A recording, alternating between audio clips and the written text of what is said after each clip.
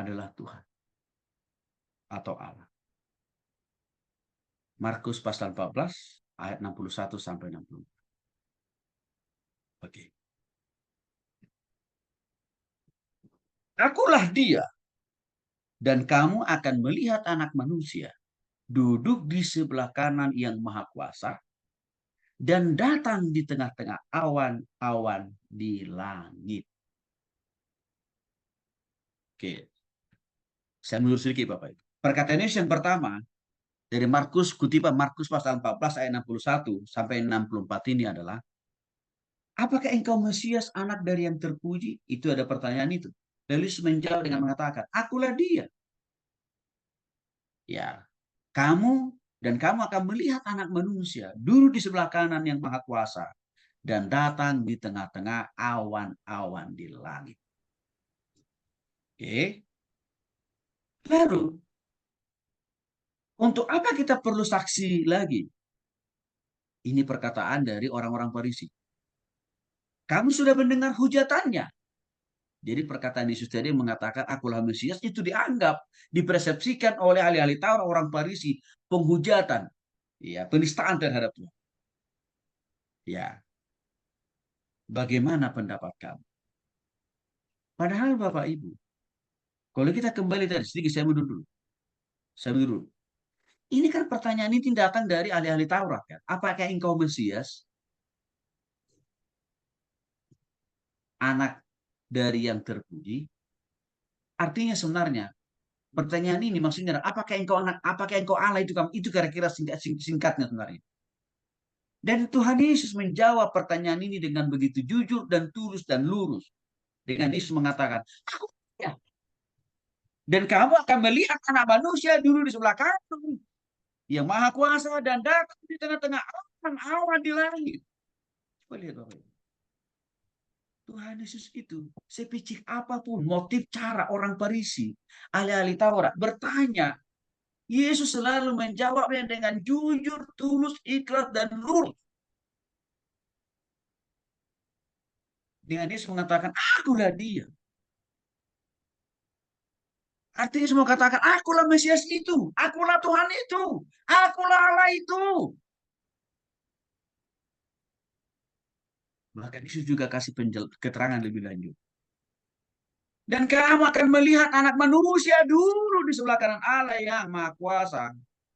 Artinya Yesus mengatakan, aku akan engkau lihat nanti di surga. Itu kan artinya.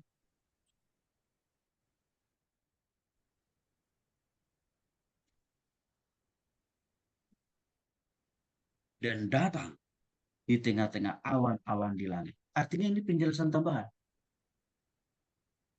Di samping aku nanti akan engkau jumpai di surga, aku juga akan turun kembali ke bumi ini. Engkau akan melihat dengan mata kepala sendiri. Engkau akan turun. Aku akan turun, kata Yesus, di tengah-tengah awan-awan di langit. Coba Bapak Ibu. Yesus berusaha menguraikan, menjelaskan, menerangkan secara komprehensif siapa dia dan di mana posisi dia di kemudian hari dan bagaimana dia di kemudian hari dari surga itu turun ke bumi. Dijelaskan loh dengan tulus. Tapi apa respon dari orang-orang Farisi ahli-ahli Taurat itu? Justru mereka selalu berpikir picik dan negatif dengan mengatakan, untuk apa kita perlu saksi lagi?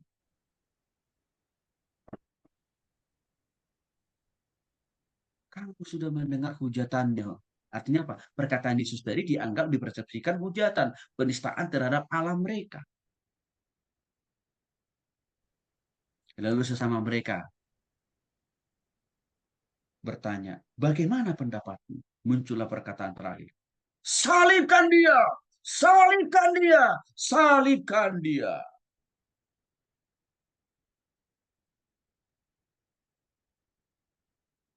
Bapak Ibu dikasih oleh Tuhan Yesus Kristus. Inilah memang kalau orang belum bertobat. Ya,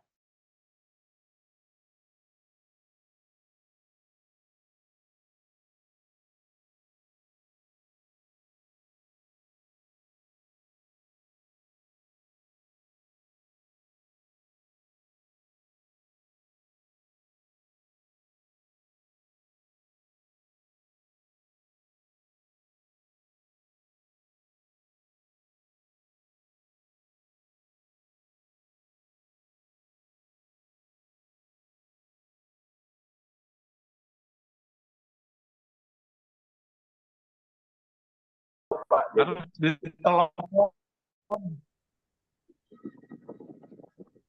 Baik, Nah, kita lanjutkan, mulai. Bapak Ibu.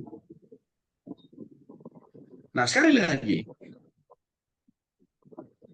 ya, Yesus itu berusaha menjawab dengan tulus,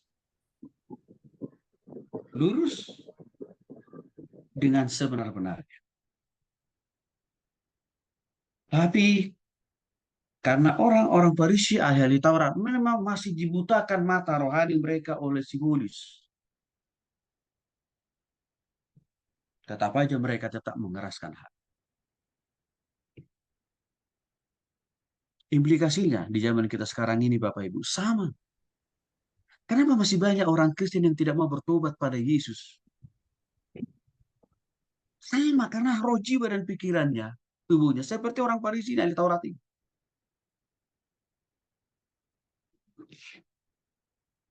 Mata rohani mereka dibutakan oleh iblis. Sehingga mereka enggan dan tidak mau bertobat pada Yesus. Karena bagi mereka Yesus itu tetap hanya sebagai manusia yang sedikit lebih baik daripada dirinya sendiri. Padahal salah. Yesus itu Tuhan kok.